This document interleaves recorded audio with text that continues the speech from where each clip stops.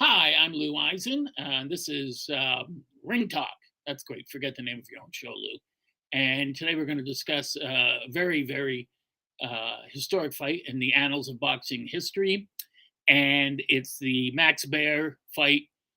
He was the world heavyweight champion. He's taken on James J. Braddock June 13th, 1935, at the Graveyard for Champions, the Long Island Bowl in Long Island, Queens, New York. Most fighters went there, most champions, that's where they went to lose their title. Not purposely, but that's what happened.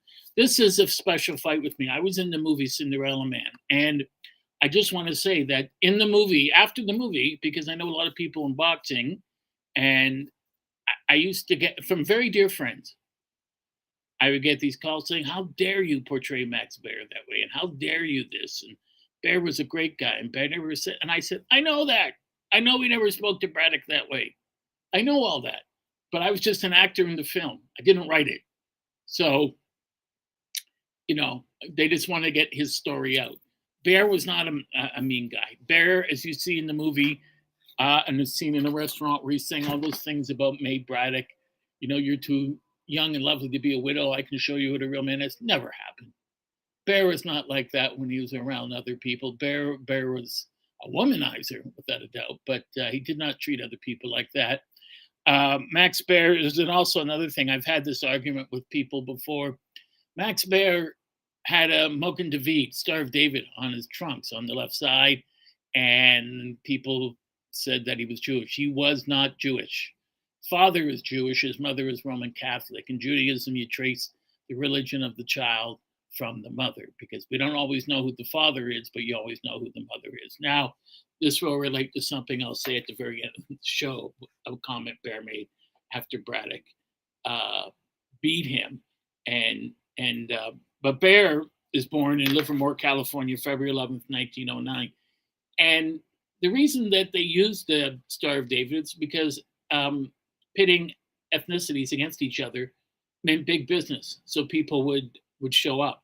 But Ray Arcel, along with Doc Bagley, who was the two first modern trainers in the 20th century, the guys to say, we got to go running like they used to do hundreds of years ago, push-ups, sit-ups, medicine ball, skipping rope. And Ray Arcel is one of those guys who would get in the ring and show fighters exactly what to do. As I was saying to my producer, Eric Boyce, last night watching Boots Ennis, who I quite like, against the fighter he was fighting from Eastern Europe, whose name I can't pronounce, in between rounds, his father would just say, "That guy's a coward. That guy's crap. He's an idiot. He's afraid of you." But that's not advice. That's insults. How does that help your fighter? A trainer has to give tactical advice to his fighter to tell him exactly what to do in each round. And he wasn't doing that. And so Ray Arcel was brilliant at that. For instance, when Roberto Duran fought Ray Leonard, he said to him, "Get Leonard against the ropes, put your head under his head." And he did this when he beat Kenny Buchanan. Lift his head up with your head and then hit him with a shot. Also, put your lead left leg, your foot, in between Leonard's feet. That way Leonard can't move side to side or spin off the rope. So these are the kind of things you tell your fighter that help him win fights. So Braddock faces Baer June 13th, as I said, 1935. And thank you, Scrapbook. This was at the Madison Square Garden Bowl. And Braddock had a record of 66 wins, 13 losses, 51 KOs, 64.56 KO percentage. Not the highest by any means, but pretty damn good. He won the World Heavyweight title June 13th, 1934 at the Madison Square Garden Bowl after he dropped Primo Carnera 10 times during the fight. And the best referee of that era, Arthur Donovan, stopped the fight at the 2:16 mark of round 11. Now, it's interesting. Carnera, boxing in that era was completely controlled by the mafia. So at that time, you had 1934 is an interesting era because only the Killer Madden, who ran the sport, had been exiled to Arkansas, where he ran a resort. And because of that, It still had a bit of control, but it was eventually taken over by Frank Costello, Prime Minister of the Underworld, Frankie Carbo, and Carbo's vicious henchman, uh, Blinky Palermo. And as vicious as Only Madden was, where, a fighter that would even dare speak back, he would kill them, their manager, their trainer. Carbo and Palermo took viciousness to a whole new level, but that's another story. So people would say, well, Carnero, he was a mob controlled fighter. Why would they give the title away to Max Baer? They didn't give the title away to Max Baer. Max Baer won the title, but Max Baer was also a mob controlled fighter. You don't get to fight for the world heavyweight title in that era unless you're a guy who gives a large percentage of your money to the mob. That's just the way it is. If you're not going to do it, fine. That's fine. You don't have to, but you're not going to get a shot at the world heavyweight title. You just flat out won't. And there were a lot of things pinned on Max Baer that I think shortened his life. Like in the movie Cinderella Man, they said, he's killed two men. He didn't kill two men. That's not true at all. He did kill Frankie Campbell, whose real last name was Camilli. He was the brother of Dolph Camilli, who played baseball for the Brooklyn Dodgers. And he fought him in 1930, and he knocked him out in the 5th round. And later on, Campbell died of his injuries. What people don't tell you was this emotionally destroyed Baer, and Baer ended up supporting, this was 1930. And for the next 29 years, until he died, Baer supported Campbell's wife and children financially. Didn't have to do that. They had a benefit for them, but he did it anyways, because that's the kind of person he was. He was credited by various writers, who I'm not going to mention, with killing Ernie Schaff. He never killed Ernie Schaff. I actually went and took all this info to a neurologist that I know here in Toronto, Mount Sinai Hospital. And what happened was Schaff beat him in the first fight. Baer clocked him, but Schaff beat him in 1930. So in 1932, they have another fight, and Baer wins by majority decision. And it was a 10-round fight. He knocked the guy down with less than 10 seconds left. The referee got to 8, and then the bell rang to save Schaff, although Baer still won the decision. And they say that's the fight that killed Ernie Schaff. Well, that's not possible, because Schaff fought 4 more times. It's not possible that you would get a catastrophic brain injury and then fight 4 successive fights and then fight another fight and get hit and die. So this is in my book, which will be coming out. Schaff didn't die from brain injuries. Certainly they may have contributed a bit, but that wasn't the main reason for Ernie Schaff's death. Baer was a big man. Baer was 6'2 and a half, and he had a huge 81-inch reach. He was managed by Ansel Hoffman, who had mob connections, and he was trained by Bob McAllister. He started in California, and the way Baer started was he was basically working on his family's farm with his brother Buddy, who was 6'6", who also became a boxer. And he would go to these dances, I guess, held in farms or town halls, and for some reason there's always yahoos at these dances. Everyone knows that wherever you are over the world. And he was talking to some woman, and this guy had his eye on a woman and shoved Baer, and Baer said back off, and he shoved them again. And then he took a swing at Baer, and Baer apparently put up his left arm and blocked it and hit the guy with the right hand, knocked him cold. And then the guy's friend came out, and Baer did the same thing and knocked that guy out cold. And then their third friend apparently had a bit of a lack of courage and a bit of fit of smarts and decided, I'm going to leave that alone. He's knocked out my 2 best friends with 1 shot each. Maybe I shouldn't pick on this guy. So it was suggested to Baer that he start fighting. He had some amateur fights around that era, but this was the Great Depression and he needed money. So he starts fighting professionally in Stockton, California, and he's moving up, and he's starting to make a name for himself because he's starting to beat more and more and more and more and more named fighters. Jimmy, well, actually, before I get to Jimmy Braddock, I should say Baer had a great overall record with 66 wins and only 13 losses. He had 51 KOs, 64.5% KO percentage, and Baer was a guy to be reckoned with. This is a guy that could fight.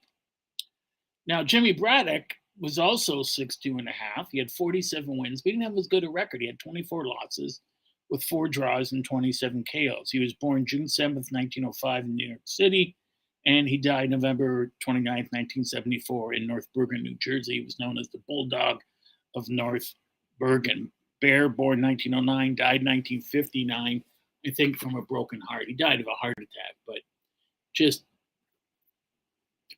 people blaming him for killing 2 men when that didn't happen was heavy on his heart. Braddock had one of the greatest trainers of all time, Whitey Bimstein. Whitey Bimstein is that gnomish, bald guy with short arms, with the Q-tips on his ears and in his mouth, massaging fighters, training fighters you see on film or in pictures. And he was a very, very smart trainer. And so he's training Braddock, and Braddock's doing well. He's a light heavyweight, 175 pounds. He only weighed 191 when he fought Baer for the title. Baer weighed 209. So Braddock's fighting all these heavyweights, Tuffy Griffith, Jimmy Slattery, great all-timer who he knocked out. And he's beating these guys. And he finally gets a shot at Tommy Loughran. And people talk about James Toney's one of the greatest defensive fighters or all-around fighters ever. So was Ali. So was Sugar Ray Robinson. Tommy Loughran is still considered by many people to be the greatest defensive fighter of all time. This was a guy that stood 6 feet, 6'1", fought Carnera, who was 6'6", 275. Loughran was, 6'1", 175, 180, outweighed by like 105 pounds. Guy had 5-6 inches on him and still made it a fight, although Carnera just stepped on his feet. But the one thing that Braddock and Baer had in common, they both lost to Tommy Loughran. And this was, Braddock was 24, and this was his chance at the world light heavyweight title, and Loughran wiped the floor with him. And there was a point in the fight where Braddock is so frustrated, he's calling him all these names, he's cursing at him. And Loughran, after he lands a 4 or 5 punch combination, says, hey, you still got to be professional. You still got to be a gentleman. Don't talk like that to me. I don't like it. And he, very religious person, Loughran, didn't like that kind of language. Didn't like people fouling or whatever. He said, there's no reason to not be professional. He said to Braddock later, it's just a fight. It's not for the presidency of the United States. It's not for some higher call, just a prize fight. No reason to act like a bum. And not saying Braddock did, but that's how Loughran felt about it. And Loughran won. And where was Braddock to go after that? He was 24. He'd risen up the ranks so quickly. But now he loses to Loughran. He'd made good money, but he invested it in a cab company, and then the depression hit. So all his businesses tank. And this is the height of the Great Depression. He's got no money. He's got 3 young kids. He's married. And he tries to keep fighting, but his loss to Loughran was so one-sided. Who's going to go pay to see him? So he fights a couple more times, lackluster fights. And then he fights a guy named Abe Feldman. And during the Abe Feldman fight, he breaks his right hand. Now, when you break your hand in boxing, it not only prevents you from throwing it, although some guys will, more importantly, it prevents you from blocking shots. And so he was a one-armed fighter. He was an orthodox fighter. And it didn't, the fight was stopped because both guys, they looked like they weren't putting forth an effort. They were. They just both weren't. It wasn't Braddock's night with the broken hand. Feldman wasn't that great. So the referee stopped the fight, and they were both disqualified. At that point, Jimmy the Boy Johnson, the Bandit, Jimmy the Boy Bandit Johnson, the promoter, matchmaker for Madison Square Garden, recommends to the New York State Athletic Commission that they suspend Braddock's license. Got a broken hand, looked like he didn't make an effort, and they take his license away. And here's the interesting thing. He did this, and that was a mistake because he did it without the permission of Oni Madden. You see, Braddock's manager was Joe Gould. Joe Gould was an associate of Oni Madden's. That's right. No champion. You're right, Scrapbook. No champion ever defended his title successfully at Madison Square Garden Bowl. That's why they called it the graveyard. And Joe Gould worked for Oni Madden doing various things. So when Joe Gould, in the movie, they show him going to Bruce McCall, the actor, who's playing Jimmy Johnson, and Gould's begging for a fight. That's Paul Giamatti, who's a wonderful person. And asking to get, Braddock a fight. He's broke. He's down on his luck. Didn't happen that way. Gould went to his boss, Oni Madden, and said, "What's going on here? Braddock's one of your fighters. You have a large percentage. How are you going to make money off a guy when he's not fighting? Why isn't he fighting? Because Johnson got his license suspended." And so Madden speaks to Johnson and says, "Did I tell you to do this?" "No." "Well, but he looks so bad, and he didn't put up a good fight, and he's been stinking out." And Madden just, "Shut up. You don't talk back to me. I'm owning the killer Madden. Did I specifically say to you to get his license taken away? No. Then why did you do it?" And this is a point where Johnson realizes, well, I could lose my life here. He could very well take out a gun and blow my head off. And he said, "I'll get it back." He said, "You'll get it back now, not an hour from now, not tomorrow, not the next day. You made a mistake. You mentioned the wrong fighter. Call them up, get his license back if you want to leave the office and make it to your car later." And he gets his license back. And Braddock at this time is going through the worst time, like everyone else is during the Great Depression, because his hand's broken. They got to put it in a cast. Didn't heal correctly, had to break it again, put it in another cast. He can't get jobs. So he paints his cast black and he goes to the docks and works as a stevedore. And he's making money on the docks. He has to go on welfare, getting $8, for the month. Now you have to remember, you can get a good meal for $1 back then, but with 3 kids and a wife, $8 isn't going to go far. And so he's taking all these jobs he can. He doesn't have the fare to go and pay a nickel or 10 cents for the ferry to New York. He doesn't have that money. He's got to walk across the bridge. He's got to walk 10 miles to get to the job, do the job, and then walk home. And then when he gets home, there's only so much food, and he gives it to his kids. He barely has any. So his weight starts to go down. Also, they turned electricity off on him. So he had to go scrounging for money. He went to Madison Square Garden and asked all these people. And he said, "Listen, you know me. I'm an honest guy. I would never do this. I'll pay you all back." And he did. He got money from various people there.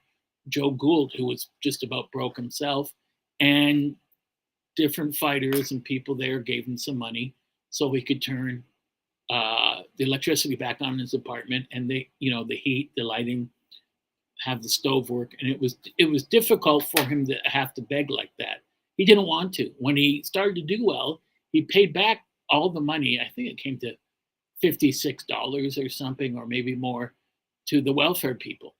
He didn't want to be known as someone who took it. "I'm making money now. I will give it back." He paid back all the people that he borrowed money for it. So he was a very proud man. And Joe Gould is working on him Madden, and says, "Okay, we'll give him a fight. We'll give him a fight. You know what? He's been good. He's been a good money earner. We'll give him a fight. Put him in against John Corn Griffin." Griffin was a fighter from out west, a big heavyweight. Now, the thing about Griffin was he could really punch, but he had no chin. And he goes in against a guy like Corn Griffin, and he does well against Griffin. And he beats Griffin June 14th, 1934. He stops him in 3 rounds. It was only a 5-round fight. That was all. But both guys hit the deck in the second round, and then he knocks him out in the 3rd round. That's June 14th, 1934. A little while later, November 13th, 1934, he defeats the great John Henry Lewis on points after dropping him in the 5th round. And then right after that, March 22nd, 1935, he wins a 15-round decision, unanimous decision over Arlaski. 3 months later, he challenges Baer. Now, there's something people should know about these fights that's not commonly known. John Henry Lewis, who he fought, and then Arlaski, who was a huge fighter, Jewish fighter, 6'3", 6'4". Lewis and Lasky were blind in one eye. They've been fighting most of their career like that. And Lewis eventually fought Joe Louis, his best friend, and got knocked out in less than a round, but he needed the money. He knew his license was about to be pulled. And Jack Blackburn, who trained Lewis, who was, in my opinion, the greatest fighting machine that ever walked the face of this earth, said, you don't want to torment him and punish him for the whole fight. Just knock him out early. He still gets the same money. And Lewis did that. So John Henry Lewis, who, by the way, was the great-grandfather of LL Cool J, had beaten Braddock before on speed, hand and foot speed. This time Braddock was different, but it was different for Braddock because of the fact that before, a lot of it was his ego. I love the money. I love being in the limelight.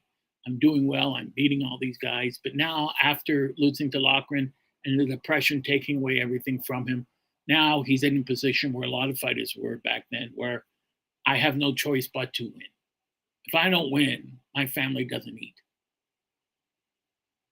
I can't say to my daughter Rosemarie, or to my sons Howard or Jay, or to my wife May, sorry, you're not eating this week. I didn't win. I have no choice but to win because my family needs to eat. And he gets in the ring and he beats the hell out of John Henry Lewis. Also, you have to remember, Joe Louis notwithstanding, Braddock had a great chin. Braddock could take a solid shot. So when it came to fighting Max Baer, he wasn't worried about fighting Max Baer. People said he's the big killer. Braddock had taken heavy shots from guys before. It didn't faze him. So he beats these guys. And then the date, June 13th, 1935, Madison Square Garden Bowl, Long Island City. The referees, Johnny McAvoy, George Kelly, and Charles Lynch are the judges. What's interesting is this was Baer's first defense of the title, and Braddock, who beat him, also only had one defense of the title. And Baer was a 10-1 favorite going into the fight, if you could even get odds on the fight, because it's supposed to be a mismatch. It was like the Ali Liston first fight. No one gave Braddock a chance. Everyone thought he was going to be destroyed. Damon Runyon called him the Cinderella Man, and everyone said maybe, but his pumpkin's going to burst long before midnight. So, but Braddock had a secret. And I spoke to one of the greatest, if not the greatest, boxing historian of all time, the late great Hank Kaplan, who worked for Angelo Dundee.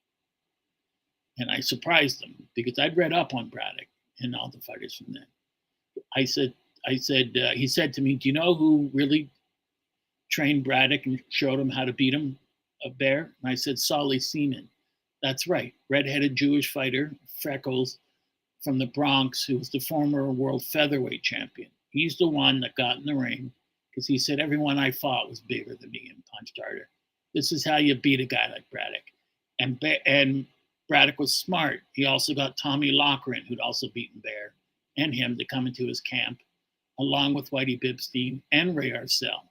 So you have a great brain trust there. And these guys are saying to him, for instance, Tommy Loughran saying, Baer gets frustrated easily. He doesn't like it when someone fights back. And he's going to walk to you in a straight line.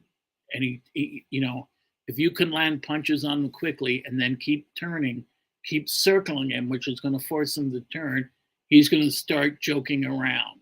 He's going to start making faces and doing poses.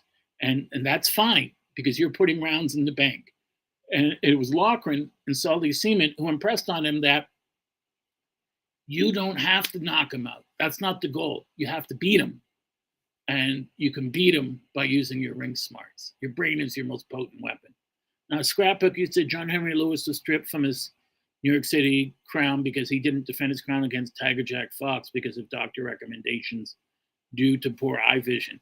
Yes, but he did get a fight. He knew that, and that's why Joe Louis agreed to fight him. John Henry Lewis fought most of his fights blind in one eye. That wasn't uncommon back then. Harry Greb fought blind in one eye. Eye surgery wasn't as perfected as it was like today. And these were starving times. They had surgery back then, but it wasn't as good as it was today. Now I want to say something about Tiger Jack Fox. Great fighter. People say, well, he beat LaMotta. That was Blackjack Billy Fox. Completely different fighter. Tiger Jack Fox was an all-time great fighter. Now, Braddock, as I said, was born 1905 in New York City, died in North Bergen, New Jersey, 1974. There was a big weight difference for the fight. Braddock just weighed 194, and Baer weighed 209 pounds. And it's hard to explain how stunned the audience were, because people were watching the fight like this and they were thinking, oh, we hope Braddock can do it. We hope Braddock can win. But knowing that Baer was so strong that all he needed was one punch to knock a man out. That's what keeps him in the fight. Last night, Gervonta Davis, I thought, was losing to Hector Garcia, and then completely readapted his strategy. And because he's very heavy-handed with both hands, a one shot, bang, it's over. And that's the kind of fighter. That's the kind of fighter Baer was. Now, I mentioned the people involved. Johnny McAvoy was a referee. He was a veteran referee. He scored the fight 9-5 with one even for Braddock. And it wasn't done today when they announced it, like when there's that excitement. This judge scores it, 8 rounds to 4 for this guy. That score 8 rounds to 4 for the other guy. And then the final judge, they didn't do it that way. They did say these are the scores, and the winner, new champion, is. So what happened was, Charlie Lynch scored 11-4 for Braddock. As I mentioned, Johnny McAvoy, the ref, had it 9-5 for Braddock with one even. And George Kelly had it 7-7 with one round even. But they had a supplementary point system. So although he had it even in rounds with one round even, on points, it goes to Braddock. So Braddock wins the World Heavyweight Championship by unanimous decision. And it's as Scrapbook mentioned, no champion who ever defended his title at the Madison Square Garden Bowl was able to do it successfully. The paid attendance, this is in the height of the Depression, was 29,366, but the gross gate was 205,366.97, and the net was 169,074 cents. A lot of the money came from the film of the fight. Baer's share was 88,805. Braddock's was only 31,244. But I say only. This is 1934. This was a man who was lucky to get $8 a month. Now he's getting $31,000. And yes, Al Gaynor was another great light heavyweight champ from Connecticut. A lot of great fighters from Connecticut. Willie Pep was from Connecticut. Bat Badalino was from Connecticut. I think I probably made a mistake when I mentioned the numbers before, because the paid attendance probably was around 290,000. It would not be 29,000. That was probably my mistake. Baer received 42% of the net receipts, and Braddock also got 15% of the net receipts on top of his $31,000. So for Braddock, this was manna from heaven. This was incredible. Now I'm the heavyweight champion of the world. So now I get to go on tour in vaudeville. Now I get to appear in short movie films. Now I get all these promotional opportunities where I can make more money. And now a guy who was dead broke gets all the money he needs. Interesting thing is, referee Johnny McAvoy took 3 rounds away from Max Baer, the 5th, 9th, and 12th for low blows or backhanding. But the Associated Press said it didn't matter because Braddock won 2 of them without the aid of the fouls anyway. Backhanding, I got to mention that. You see this in Braddock a lot, or excuse me, not Braddock, Baer. A lot of his fights, if Baer would throw a punch, he was right-handed, and miss like this, he would bring it back like this and smack you with the back of his hand, almost like a pivot punch, which was outlawed. You're not allowed to do that, but he did it all the time. He hit Braddock low. Braddock was fighting from a crouch at times, and he landed foul blows. And every time he did, he would just go, and he would go like this to the audience. And then he'd go with his other hand, and then he would bow, or he'd make faces like that, or he'd turn around and wiggle his rear end. I mean, he was joking. And every time he'd get to the corner, his manager, Ansel Hoffman, would say to him, "What are you doing? This is the heavyweight title, Max. This is why you have what you have. This is your house. This is everything.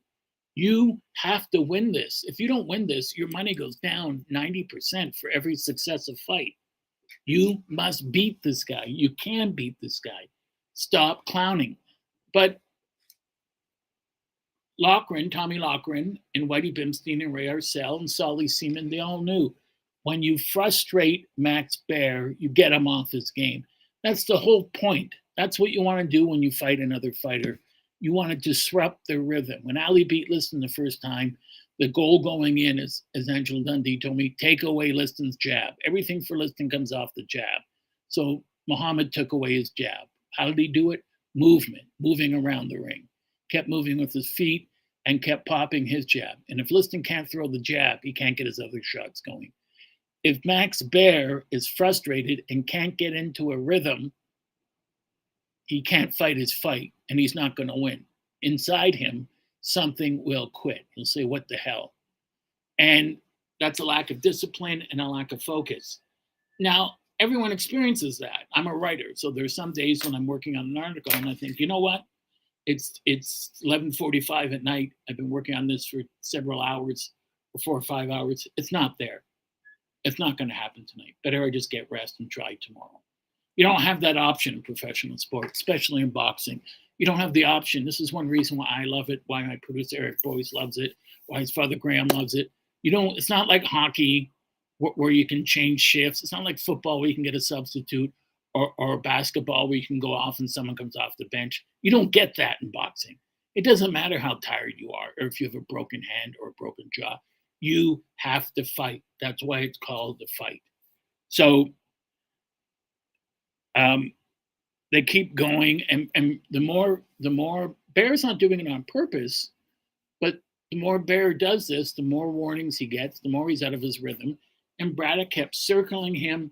They say it was one of the most boring fights. I enjoyed watching it, but then again, I'm a boring person. So Braddock was hitting with his jab, and then Braddock had an awkward, almost George Foreman-like right hand, would come in over the top, would arc his right hand, but it landed. And every time Baer would land on him, he'd hit him right back.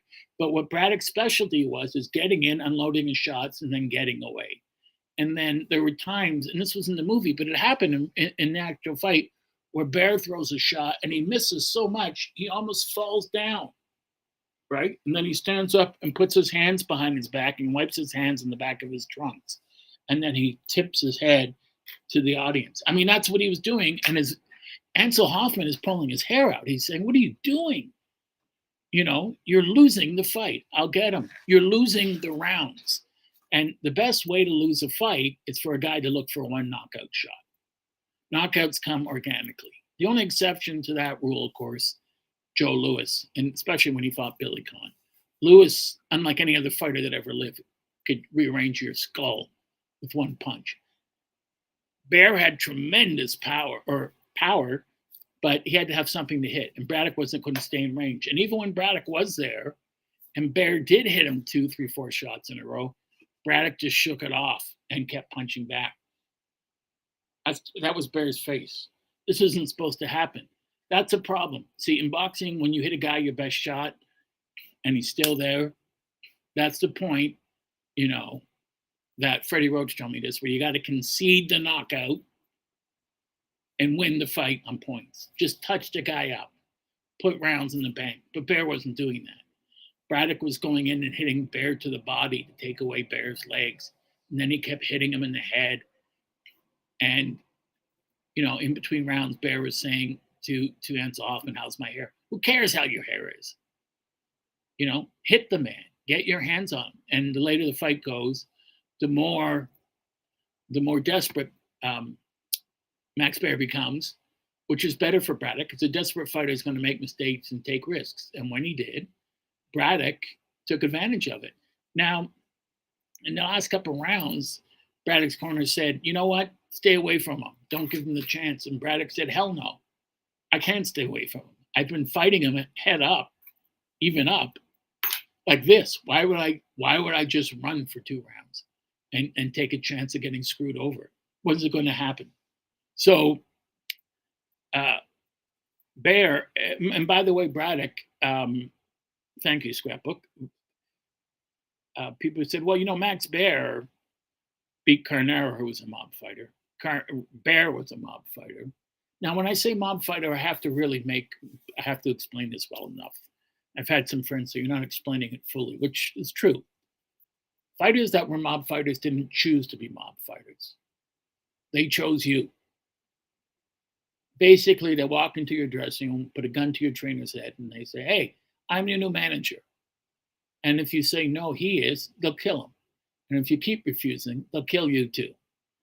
The mob, it's hard to explain them. And it's not hard to explain it, but when someone said no to the mob, it'd be like trying to show your dog another dog on TV. Look at the dog on TV and your dog tilts its head. Huh? That's the way the mob was. And someone said, no, you're not doing that to me. Because they never heard no from anyone. No one had ever done that to them and lived. So only certain fighters got away with it. Ray Robinson, but eventually he went with them when he lost all his money. And Basilio stood up for him, although his trainers or his managers had to pay them a hefty fee. So Braddock was mob controlled because of Joe Gould. But Gould took care of him. So this meant, and this happened all the time, where other lesser mobsters would try to muscle in on Braddock, or they tried to do it to Jimmy McLarnin, and Oni Madden just killed him. It was as simple as that. The best story I heard about Oni Madden was, he was in prison for a while, long time, comes out, goes in again for violating parole. It's in New York. Joe Gould picks him up, and he says to Joe Gould, so what's going on? And what he means is, with my rackets. He was a bootlegger. He ran boxing. He supplied linens. He ran the Cotton Club. He ran the Stork Club. He ran all these different clubs. And Joe Gould calmly says, okay, Oni, but you asked. He said, Dutch Schultz took over your rackets. Dutch Schultz assigned this person to your linen, this to your bootlegging, this guy to run boxing, and this guy to run the clubs. 4 different guys. In 24 hours, all 4 guys were found in the East River. They were dead. This was Oni Madden's response. And not too long after, Dutch Schultz was dead. But that was to get him from killing the mayor, Dewey, or not the mayor, the district attorney, who was going against the mob. But essentially, Oni Madden was tough as nails. Yeah, you're right. He was an inmate at Sing Sing, and he did half his time because the mob paid off people there and got him out early. But Oni Madden, who George Chuvalo met and has great stories about, Oni Madden was not a guy to be trifled with. That's why they called him the killer. Imagine that in 24 hours, you get out, 4 guys who took over are dead. And Dutch Schultz doesn't retaliate, doesn't say a thing. That's power. And that's the kind of power he wielded in boxing. So when he said to Jimmy the Boy Bandit Johnson, I never okayed you getting his license suspended by the New York State Athletic Commission. I want it back now, not an hour from now, not a day from now. This is my product, my property, earning my money. And you take that away from me? And of course, not too long after, Johnson was gone, wasn't killed, but he was replaced by Mike Jacobs. So these guys did not fool around. So Braddock ends up, as I said, winning the title. And if you have, I have the issue here. I haven't been able to find it. As you can tell, this room is a mess. I have 3,000 books on boxing and even more magazines. There were 12 photos of the bout in the August 1935 issue of the Ring magazine, pages 5, 6, and 7. And there was a great article on Boxing Cinderella Man by the great writer Francis Albert Tanti. The holiday issue of the Ring in '98 said it was the 20th greatest heavyweight. Baer was ranked as the 20th greatest heavyweight of all time, and that the magazine rated his win against Baer, Braddock's win against Baer, as the 9th most historically significant upset in the history of professional boxing. I think the biggest upset, of course, was Clay Liston in 1964. So Baer fought listlessly. He didn't, he would steamroll guys. You have to understand who was on his record. He knocked out Max Schmeling. He knocked out, later on, he knocked out Tony Galento. There was a company called Circle Films, and Circle Films not only get you not only great films of the fights, but they had a mic in the ring. You could hear the fighters talking to each other. So when he's fighting Galento, he's, you fat dago bastard, I'm gonna knock the spaghetti out of you. I'm gonna kill you. And Baer's just pounding Galento, and the fight stopped. And when he fights Schmeling, he says, you Nazi son of a bitch, you're killing my people, you're gonna die tonight. And it's fascinating to hear this. What's interesting, of course, was Schmeling wasn't a Nazi. He was in the wrong place at the wrong time, but he despised Hitler. and saved people on Kristallnacht. He saved young Jewish kids. His manager, Yessel the Muscle, was Jewish. So Schmeling, lost, but he would never badmouth Max Baer or anyone. That just wasn't Schmeling. But because of where he lived, unfortunately, in fact, Schmeling even told Hitler off to his face, but because he was so famous, and at that time the world heavyweight champ, he got away with it. What happened was that Braddock was smart. He stayed out of the way, landed jabs, came over with solid shots, put combinations in, and whenever he did that, Baer would drop his hands, stick his chin out, and Braddock would hit him. It made no sense. And Braddock executed the fight plan that was laid out for him by Solly Seaman and Tommy Loughran, and he thanked them, and Ray Arcel and Whitey Bimstein. And he kept hitting Baer in the body with right hands, but he also constantly kept changing his position. He never stood in one place long enough to allow Baer to get comfortable. And he ignored Baer's antics. He kept landing spearing jabs, and he kept piling up points and putting rounds in the bank. And every time he'd go back to his corner, Whitey Bimstein did this, and Angelo would do this. He'd cradle his face in his hands, and he said, "Jimmy, remember this, please. You don't have to knock the man out. All you have to do is beat him. That's all. Don't go for the knockout. Don't leave yourself open. Just keep landing points, putting the rounds in the bank, and then you win." By the way, his birth name was James Braddock. The J was given to him by Joe Gould because he thought it would help promote him more. And it was because of James J. Jeffries and James J. Corbett. So he thought, well, we'll have another one, James J. Braddock. And it was Gould who saw him as an amateur and thought, there's something there. There's something there. This guy's got talent, but he's also got spunk. And the crowd was in absolute disbelief watching the fight. The crowd couldn't believe it because they knew Braddock was winning. This was the thing. Braddock's winning, but can Braddock hold the victory? That's what they want to know. Can Braddock last to the 15th round without getting caught by Baer? And they knew Baer could erase everything Braddock had done with a single punch. So every time Braddock connected, the crowd was firmly behind Braddock. And every time Braddock connected, the crowd went nuts. Max Baer was playing a dangerous game. He was playing a game of chicken. And people kept saying, why isn't he going after this guy? Why isn't he letting his punches go? And the more he waited and waltzed and clowned and joked and didn't take it seriously, the farther and farther he came behind. He put himself in a position where he had to score a knockout. And that's not a position a fighter wants to be in. He was just giving away the greatest prize in sports. And after every round, his manager said, what's wrong with you? Are you having a mental breakdown? You're the world heavyweight champion. This is a gold mine. This is, a right to mint money. You're not going to get any more movie roles. He'd been in several movies. The Prize Fighter and the Lady. You're not going to get that. No more vaudeville dates. You'll be the guy that clowned away the title. No more money. What are you doing? And Baer just said, just leave me alone. I know what I'm doing. And so in round 6, Braddock kept landing tremendous volleys on Baer and then getting out of the pocket.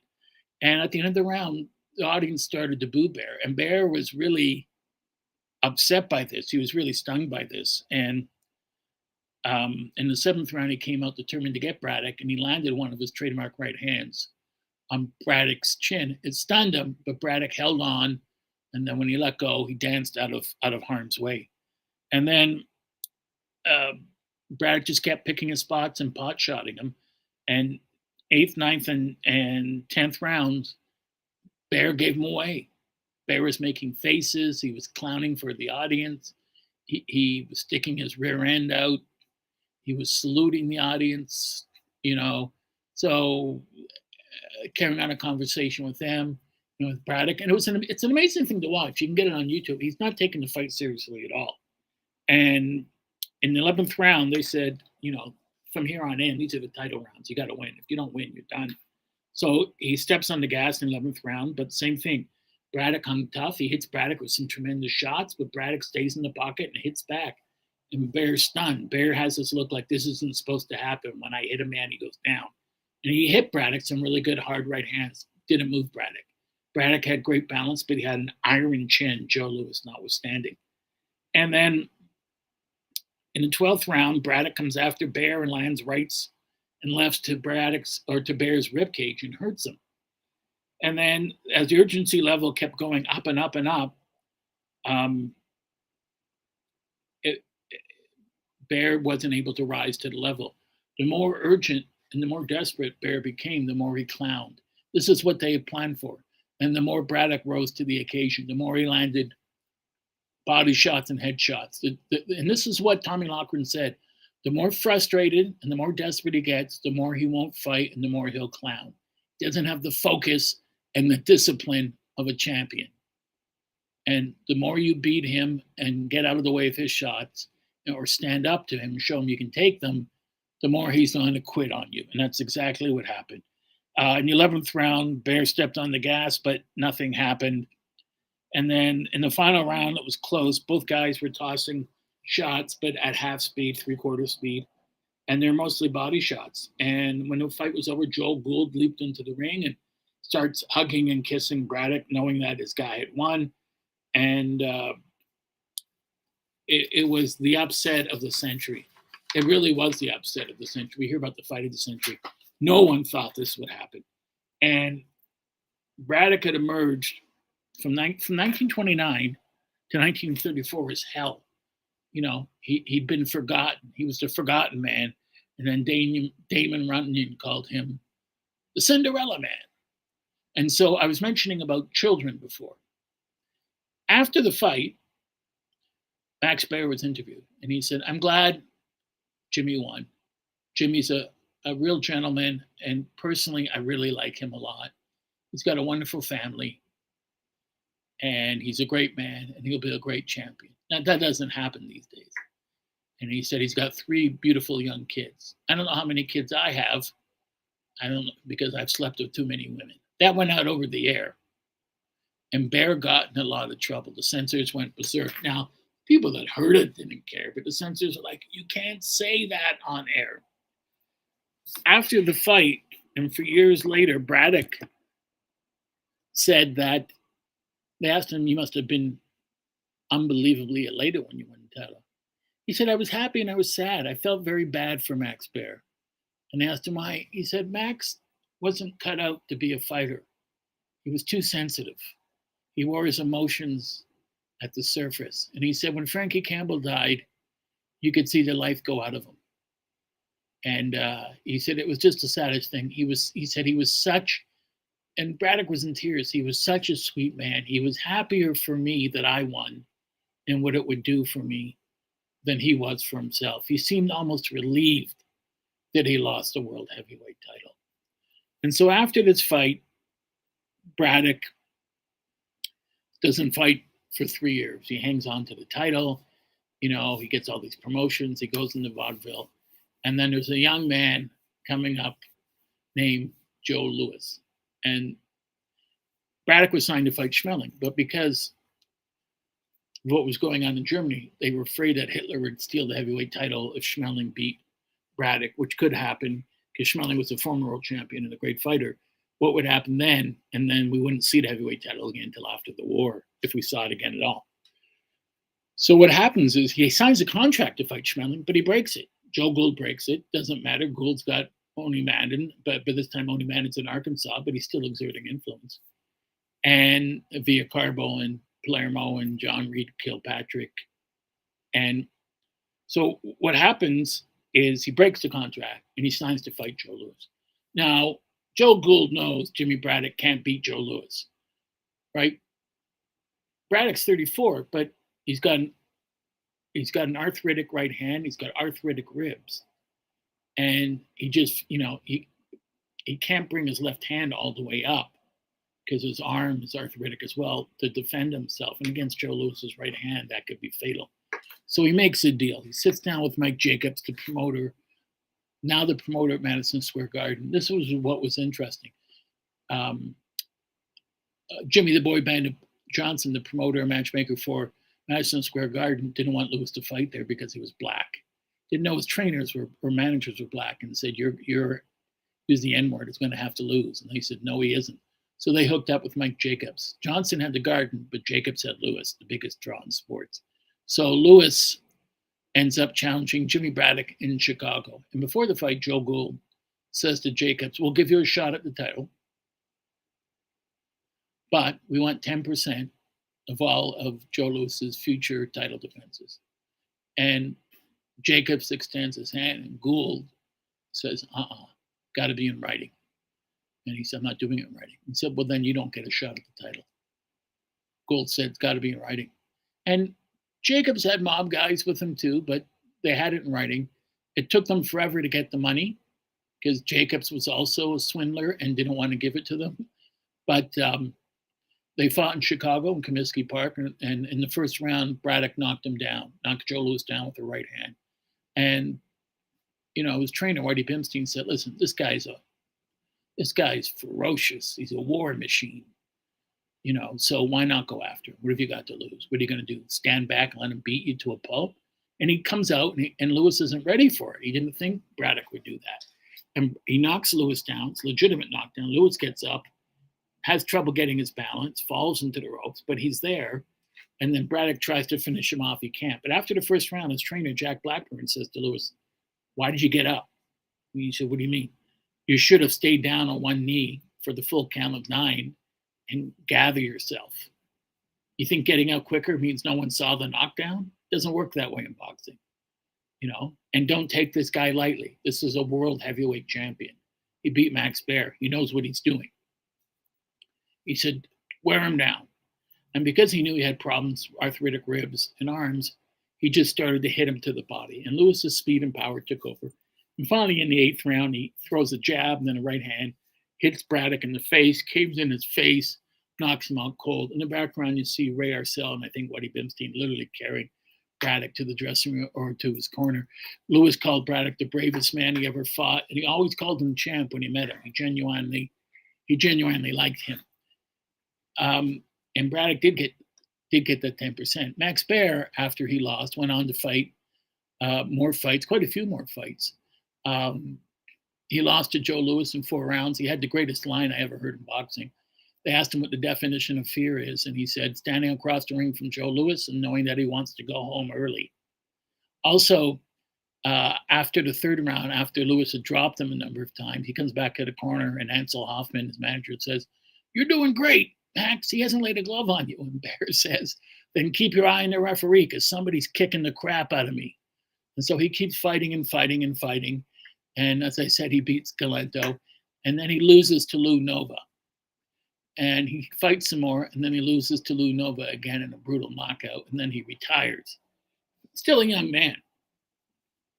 And Baer went back to Hollywood to hang out with his friends, appear in movies. He was in the movie The Harder They Fall. What's interesting about The Harder They Fall was written by Bud Schulberg, where I got to meet. Baer plays essentially himself. He plays a guy called Buddy Brannon, who knocks out another guy who dies, who was supposed to be Ernie Schaff, and then fights Toro Marino, who knocks him out. And I said, didn't that bother Baer? And he said Baer needed the money, and he was happy to get the part. And he was great in that film. But he dies two years later. And at his funeral, Joe Louis was a pallbearer. James Braddock, Louis was in tears. So was Braddock. They genuinely loved him. This tells you a lot about Max Baer. The people, even the people that fought him, loved him. He was, you see after Louis beats him, there's a lot of clips of Louis after his other fights where Baer's in the dressing room with him, kisses him on the cheek and says, great fight, Joe. Said, this is my guy. This is my best friend. I mean, that's the way Baer was. He didn't take fighting personally. He enjoyed being friends with all these guys. It was a special community, he thought. And in 1959, when Baer died, sorry about that. When Baer died in 1959, he was having chest pains in a hotel in California, and he said, I need a doctor. And the operator said, we'll send up a hotel doctor. He said, don't. I'm not a hotel. I need a people doctor. And when the doctor got there, he had died. A lot of people thought it was too much. The grief of Frankie Campbell losing his life and everything gone through, and writers still blaming him for it that many years later, and blaming him for Ernie Schaff, even though he had nothing to do with the death of Ernie Schaff. They just never let up on him. And the other thing, too, I wanted to mention to you is the Star of David on his trunks. I spoke to Ray Arcel, who was Jewish, and he said to me, Lou, I can promise you, when we were in Los Angeles and he was working out at the gym, there was this big communal shower. So I can tell you for a fact he was not Jewish, meaning Baer wasn't circumcised. Baer didn't speak Yiddish or Hebrew. He wasn't bar mitzvah. But not every Jewish boy is bar mitzvah. You can't always afford him. But when he died, he had been married by a priest. The service when he died was by a priest, and he was put in a Christian cemetery. But Baer liked all people. This was 1959. It was a shock because he was only 50 years old. Jimmy Braddock, bought a house with the winnings from the Baer fight and lived in that house in North Bergen for the rest of his life. Raised his kids. He owned heavy machinery, which he used to help build the Verrazano Bridge in New York. And he worked in construction after. And he said, but you're with the world heavyweight champion. And he said, yeah, but so what? I don't like sitting at home. I have to be active with my hands and doing something. And Angelo told me a great story where he went over with Muhammad Ali. He liked to introduce him to former champions. And goes to his house, and Braddock's in his 70s. He gets Muhammad a big hug, and they sit down. He said, you're a wonderful fighter and a wonderful person. And Muhammad said, thank you, sir. And he said, I only have one criticism. And Muhammad said, what's that? He said, you don't know how to throw a jab. Can you imagine saying that to Ali? He said, you throw your jab like this, with your hand like this. You're supposed to throw it with your hand like this, which is how they did it in the old days. But Ali was kind with him, and they joked. Braddock died in 1974. I met his children, Jay and Howard, on the set of Cinderella Man, and I should have brought it here from my other room. I have a nice picture autographed by him. Best wishes, World Heavyweight Champ, 1934, James J. Braddock. And one of my most prized possessions. I don't know how much it's worth, but I don't really care. It's a slice of history. Braddock was a great person, and so was Max Baer. Baer was in a sport that he sort of fell into because of his size and strength. And in the end, Braddock ended up doing much better than Baer, career-wise, than Baer, especially financially. But Baer was holding his own, making movies. Baer's son, of course, was the famous Buddy Baer, who appeared in the Beverly Hillbillies. This is a great moment in sports. You can see the fight.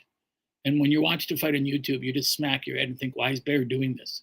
Why on earth is Baer throwing this fight away? There's no reason for it. It's the world heavyweight title. But sometimes you just don't have it that night. And Braddock fought the perfect game plan, frustrated the man, got him out of his own game plan, and won the world heavyweight title. And that's the way it was back then in 1934. So thank you very much for watching. Thank you, Scrapbook.